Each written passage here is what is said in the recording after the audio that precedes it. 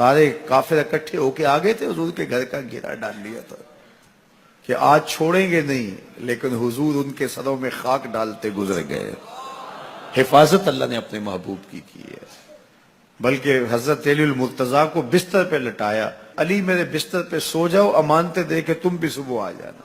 حضرت علی بھی سو گئے، حضور کی حفاظت تو ہے ہی ہے، حضرت علی بھی سو گئے۔ جب صبح اٹھے تو انہوں نے دیکھا یہ تو علی المرتضیٰ ہے۔ اللہ اکبر، بڑے پریشان ہوئے کہ حضور کدھر گئے۔ اچھا، کسی نے حضرت علی سے پوچھا کہ تمہیں کیسے نیند آ گئی؟ ننگی تلواریں لیے وہ گھر کے ارد گرد تھے اور آپ چادر اوڑے سوئے تھے حضور کے مغالطے میں، وہ آپ کو بھی تو نقصان پہنچا سکتے تھے۔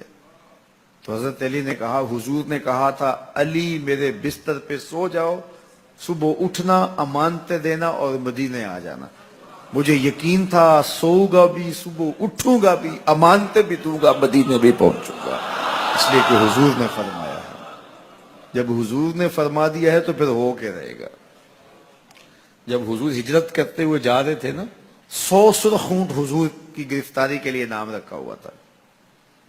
سراقہ بن مالک یہ حضور کو گرفتار کرنے کے لیے آگے بڑھا اور اس کی لالچ یہ تھی کہ اتنا بڑا انعام ہے، مجھے مل جائے گا، لیکن اس کی سواری گھٹنوں تک دنس جاتی ہے، معذرت کرتا ہے، پھر ارادہ بدلتا ہے، پھر یہی ہوتا ہے۔ تیسری مرتبہ بھی جب ایسا ہوا تو سمجھ گیا کہ یہ تو میرے بس کا روگ نہیں ہے۔ اب اسے پریشانی ہوئی کہ جو آج اس حالت کے اندر بھی اللہ کی اتنی تائید کے سائے تلے ہیں، تو کل جب یہ دوبارہ پلٹیں گے اور مکہ ان کے قبضے میں ہوگا تو پھر میرے ساتھ نہ جانے کیا سلوک ہوگا۔ تو کہا کہ حضور مجھے امان لکھ دیجئے۔ تو حضور نے کیا فرمایا، سراقہ تو مجھے گرفتار کرنا چاہ رہا ہے، میں تیرے ہاتھ میں کسرا کے کنگن دیکھ رہا، میں تیرے ہاتھ میں کسرا کے، اس وقت کی سپر طاقت تھی کسرا، تو فرمایا میں تیرے ہاتھوں میں کسرا کے کنگن دیکھ رہا۔ تو حضور سے انہوں نے باقاعدہ امان لکھوا لی۔ اللہ اکبر۔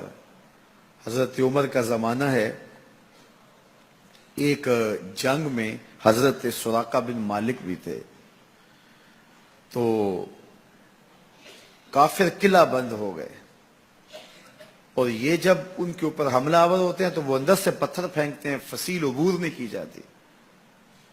تو سراقہ بن مالک کہنے لگے کہ مجھے آپ منجنیق میں ڈال کر کے ان کے قلعے کے اندر پھینک دو اور میں اندر سے جا کے دروازہ کھول دوں گا، تو پھر تم آ جانا۔ تو لوگوں نے کہا سراقہ کیا بول رہے ہو؟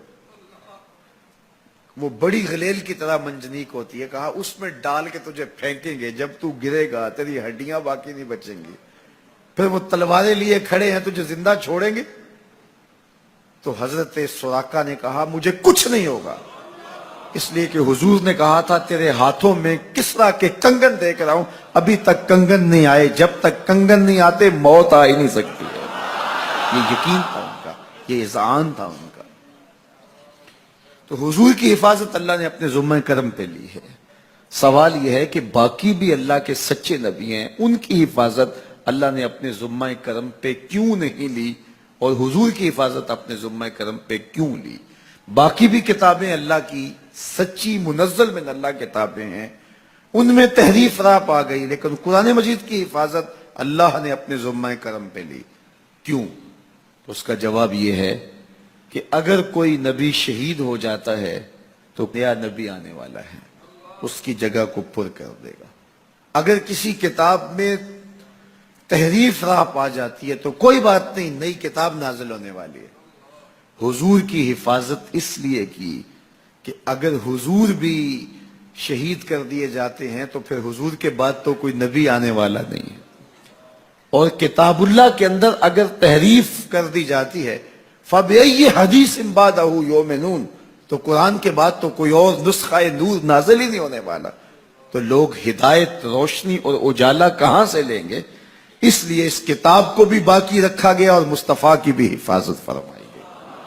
حضور کے آنے کے بعد اتمام دین ہو گیا. انا خاتم النبیین لا نبی آبادی، میں آخری نبی ہوں، میرے بعد کوئی نبی نہیں ہوگا. اور میں نے عرض کیا 100 آیات قرآنیہ، 210